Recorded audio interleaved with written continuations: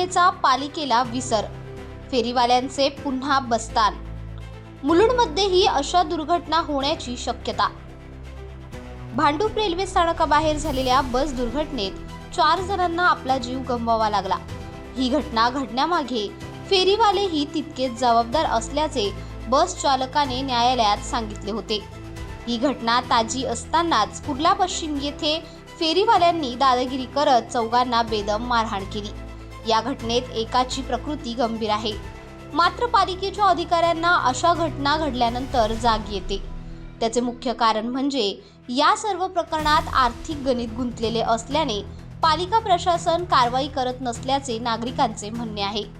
भांडूप येथील दुर्घटनेनंतर फेरीवाल्यांनी पुन्हा आपले बस्तान मांडायला सुरुवात केली असून मुलुंड येथील MG मार्गावर अशाच परिस्थितीचा सामना पादचारी व बस चालकांना करावा लागत आहे।